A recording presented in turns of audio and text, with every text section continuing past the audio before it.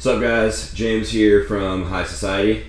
Today I'm going to show you how to effectively put a tempo change in a track. In this particular instance, I'm going from 150 beats per minute to 100. This is where the sample goes.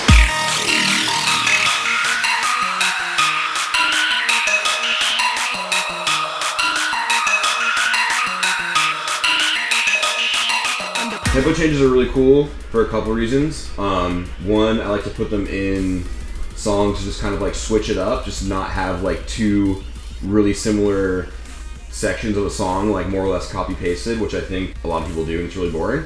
It's also an awesome thing to do if you're kind of stuck, have writer's block and you don't really know where you want to take a track. Throwing a tempo change in kind of like spark your creativity sometimes. It's also really awesome for DJing because you know changing tempos when you're DJing is kind of like sort of difficult sometimes, so if you have a tempo change built into a song, it can make the transition like a lot more easy to do and a lot more natural sounding.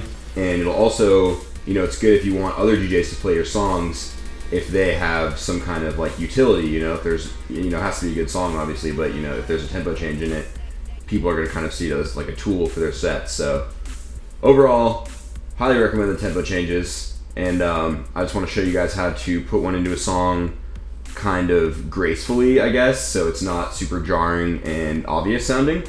So let's go. First thing to go over, as you heard in the sample, I would recommend starting with like a big wash after the section with the tempo that you're trying to transition out of.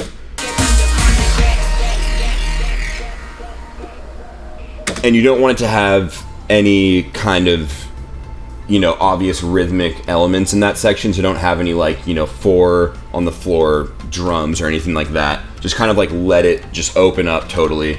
And the key to doing this effectively is making it really gradual. So the listener kind of doesn't exactly notice and they're not like jarred or surprised necessarily by the tempo change, I guess. You kind of want to take them like on a journey from one tempo to another. So I just had this open space for a little while, and then you want to make sure that when you actually start tempoing up, it's over obviously an even number of bars and like long enough so that it can be gradual enough. So like, at least 8 bars.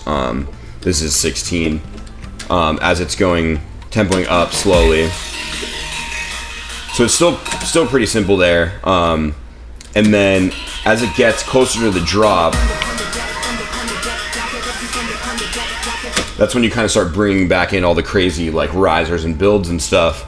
And I think it's useful for live DJing to have, 8 or 16 bars of the new tempo in the build before the drop actually happens. So I went from 150 up to 200, but I actually trying to go down to 100 technically, just doubled it for the sake of having a faster metronome, which is personal preference.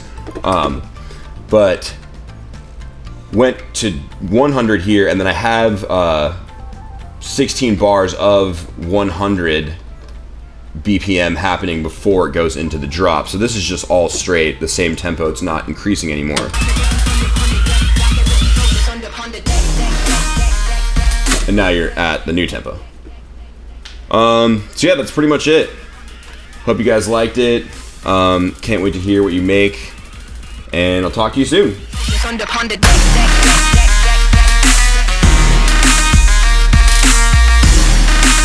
it goes around forever, bro. It goes on forever.